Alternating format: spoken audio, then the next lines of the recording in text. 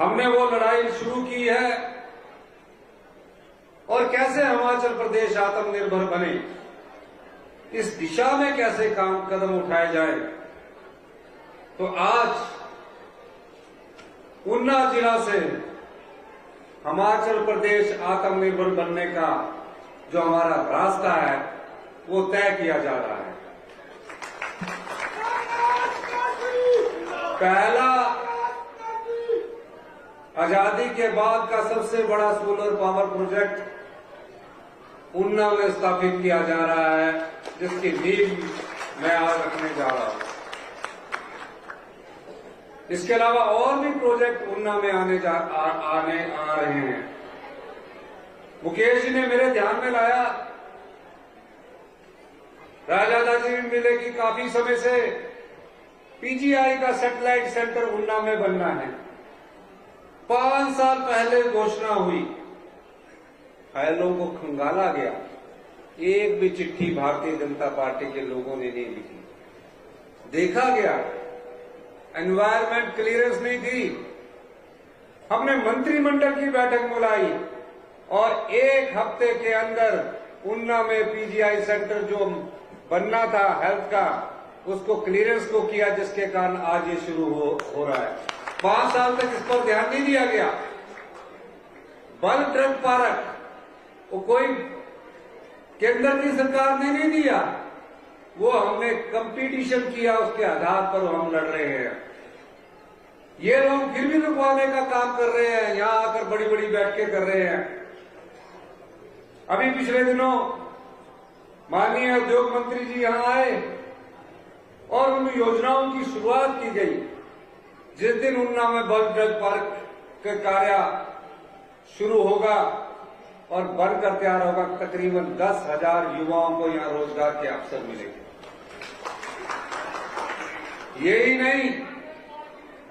यही नहीं, अब सरकार हमें चलानी थी। आर्थिक बदहाली के दौर पर भी हमने कहा कि हमारी सरकार जो कहती है उसको करना है। 1,36,000 कर्मचारी अधिकारी जिन्होंने हिमाचल प्रदेश में विकास की गाथा लिखी है,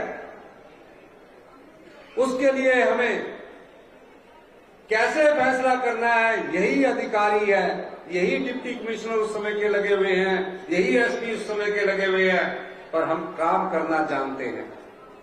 हमने फैसला किया, कैबिनेट ने फैसला किया। 1 महीने बाद हमारी पूरी कैबिनेट मिली। पहले तो हम ही 2 ही थे, 1 महीने तक तो मैं और मुकेश अग्निहोत्री जी थे, हम ही कर रहे थे। और हमने 1,36,000 कर्मचारियों का बुढ़ापे का ये दृष्टिकोण अपनाते हुए कि ये मानवीय दृष्टिकोण होना चाहिए, क्योंकि मैं भी खुद एक कर्मचारी का बेटा हूं, हमने उन्हें ओल्ड पेंशन स्कीम दी। अभी 11 महीने हुए हैं और मैं ये कहना चाहता हूं, मैं दावे के साथ कह सकता हूं कि जो पिछली 5 साल सरकार थी उसने जनता को ठगा है। अब इनके जो सांसद भी आ रहे हैं वो भी जनता को ठग रहे हैं। हमने तो कर दिया, हमारी दूसरी गारंटी दी, प्रत्येक विधानसभा में 4 स्कूल हम इंग्लिश मीडियम के बनाएंगे। मैंने फैसला किया और इस सरकार जो पिछली 5 साल थी, किस जगह पर हम शिक्षा के स्तर को ले गए। 5वीं का बच्चा दूसरी कक्षा की पाठ्यक्रम को नहीं पढ़ सकता। ये गवर्नमेंट स्कूलों का हाल कर दिया पिछली सरकार ने। हमने फैसला किया कि शिक्षा में व्यापक स्तर पर व्यवस्था परिवर्तन होना चाहिए और हमने कहा प्रत्येक स्कूल में जो अगला एकेडमिक सेशन होगा उसमें सभी स्कूलों में इंग्लिश को अनिवार्य कर दिया जाएगा, इंग्लिश पढ़ाने को अनिवार्य कर दिया जाएगा। एक ही स्कूल का कैंपस है, प्राइमरी एजुकेशन का कैंपस एक ही कैंपस में है। एक अलग खिचड़ी बना रहा है और सीनियर सेकेंडरी का अलग खिचड़ी बना रहा है। हमने इन नियमों में भी परिवर्तन कर दिया। और आप देखेंगे कि आने वाले स्कूलों में, आने वाले समय में हमने एक क्लस्टर स्कूल की योजना बनाई है। एक ऐसा स्कूल आपके 300 मीटर के दायरे में होगा जहां सभी टीचर उपलब्ध होंगे, कोई भी टीचर वहां से एब्सेंट नहीं होगा। इस दृष्टि से भी हमारी सरकार कार्य कर रही है। हेल्थ सेक्टर में आज हम निचले स्तर पर पहुंच चुके हैं। कोई ज्यादा उसमें सुधार इन सरकार ने नहीं किया। हमारी सरकार ने इन 11 महीनों में ये फैसला किया गया, सीटी स्कैन, एमआरआई 20-20 साल हो गए खराब पड़ी हुई है, पेट स्कैन नहीं है। और आपको एक और मैं बात बता देना चाहता हूं, जब रायजादा जी कह रहे थे कि 5 गांव में कैंसर के केस बढ़ रहे हैं, हिमाचल प्रदेश हिंदुस्तान का दूसरा ऐसा प्रदेश बनता जा रहा है जहां कैंसर के सबसे अधिक पेशेंट होते जा रहे हैं। इस दृष्टि से हमने स्टडी किया और जो पानी की योजनाएं हैं उसमें हम हाई एंड टेक्नोलॉजी माननीय उप मुख्यमंत्री जी के माध्यम से हम उसमें लाने जा रहे हैं। इन्होंने उसको भी, उस सेक्टर का भी सत्यानाश कर दिया और अब जनता को ठगने लगे हुए हैं। 2020 में हजारों युवाओं ने, 2,29,000 युवाओं ने अपना JOIT का टेस्ट दिया। 2 लाख से अधिक युवा साथी उसमें बैठे और 2020 से हमारी सरकार नहीं थी, इनकी सरकार थी, वो न्यायालय में घूमते रहे। हमारी सरकार ने अच्छे वकील करने के बाद खुद मैंने व्यक्तिगत रुचि लेकर उस 817 पोस्ट कार्ड का रिजल्ट 4 साल बाद सुप्रीम कोर्ट से उन युवाओं के हक में करवाया जो पिछले 4 साल से न्याय की लड़ाई लड़ रहे हैं। यही नहीं, एक और रिजल्ट 939 पोस्ट कार्ड नंबर, 295 उसमें हमने JOIT भरने थे। पहले बारे में हमने 1867 भरने थे, वो भी 4 साल से लटकाया। हमने सुप्रीम कोर्ट से वो लड़ाई भी जीती, अब उनको जल्दी ही रोजगार मिलने वाला है। 5 साल में ये सरकार, पिछली जो भारतीय जनता पार्टी की जयराम सरकार थी, आंखें बंद करके रही।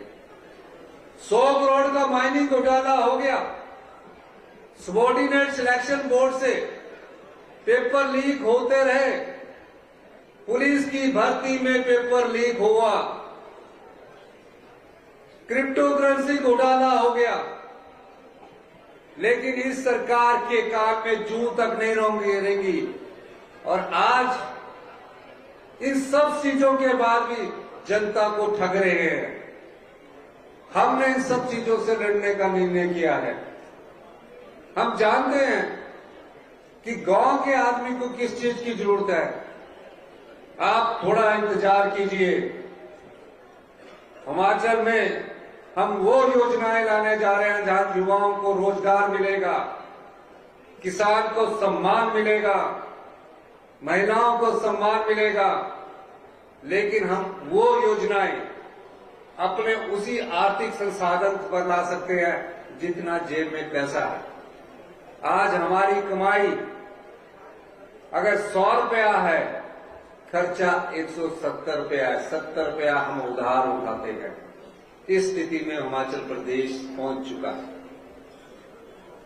और ये लोग आए दिन हमसे सवाल पूछते हैं, हमारी गारंटियों के बारे में पूछते हैं।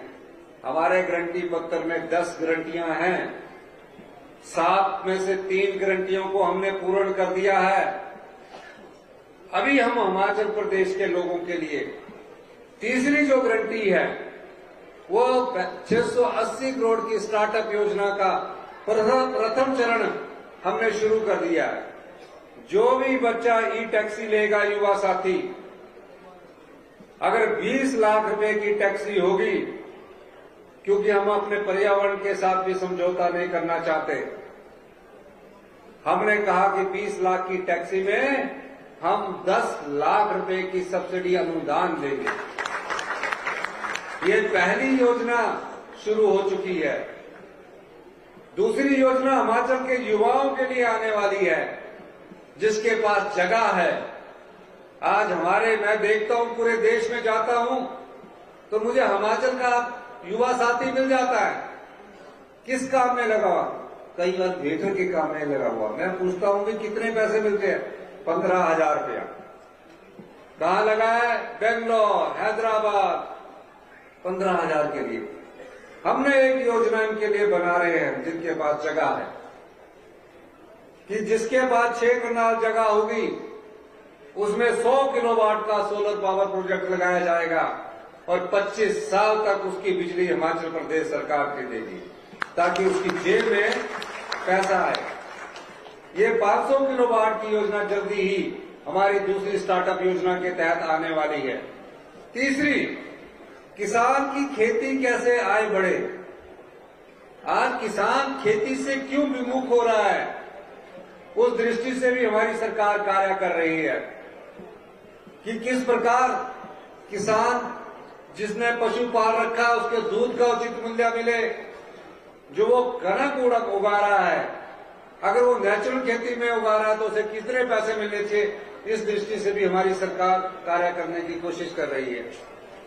मैं ये बात इसलिए कह रहा हूं, ये सब योजनाएं आने वाले समय में आपके पास आएगी। युवा साथियों से मैं कहना चाहता हूं कि इन योजनाओं का आप लाभ उठाइए, घर बैठ के पैसा कमाइए। ये सरकार की एश्योरेंस होगी कि आपके घर में अकाउंट में पैसा आए।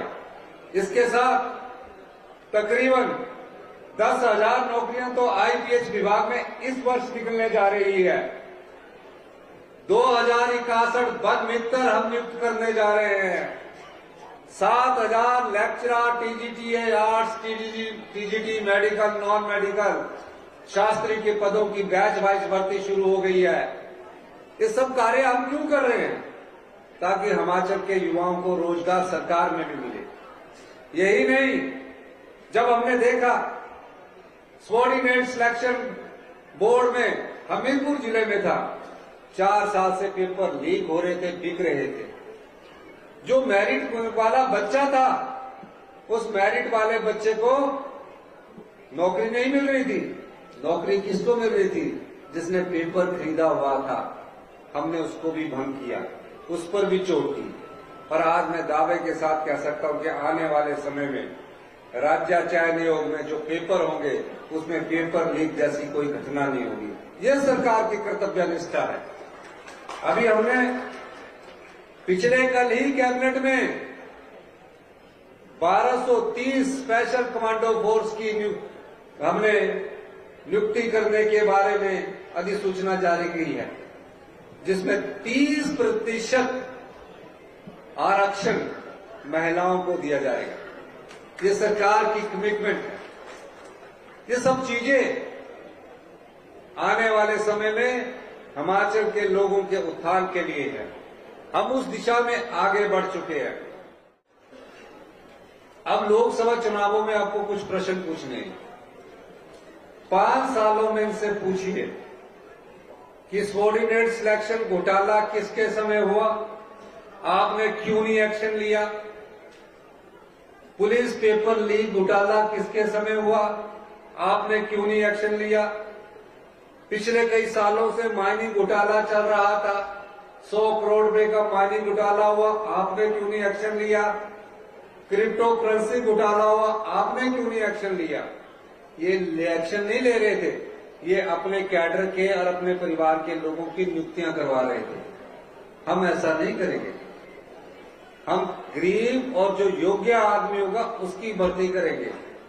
और अनुराग ठाकुर जी से भी पूछिए कि ऊना से हमीरपुर के लिए ट्रेन कब चलेगी, कब वो छुप छुप करके हमीरपुर पहुंचेंगे और आप बैठकर हमसे मिलने वहां भी आएंगे।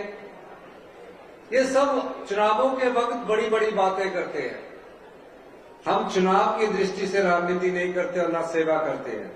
हम राजनीति में सेवा भाव से आए हैं।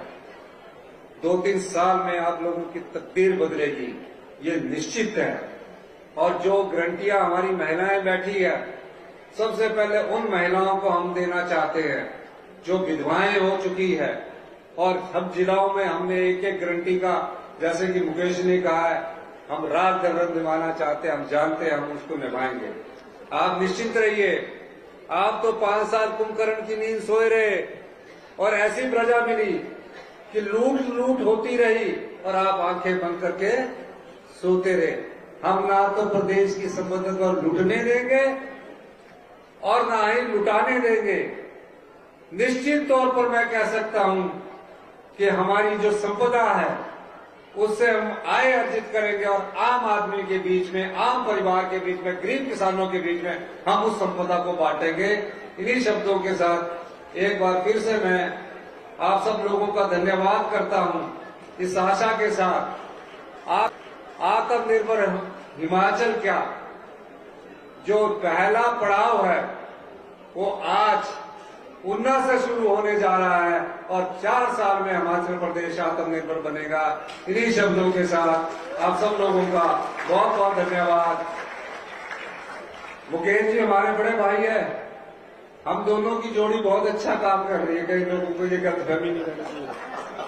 कई लोग राजनीति में कई प्रकार की बातें करते हैं, हम लोग मिलजुल कर बात करके आगे बढ़ रहे हैं। और उन्ना में अभी ट्रिपल आईटी में एक ही कल प्रस्ताव लाए हैं कि वहां ट्रिपल आईटी से के कोर्स हिमाचल के लोगों के लिए होने चाहिए।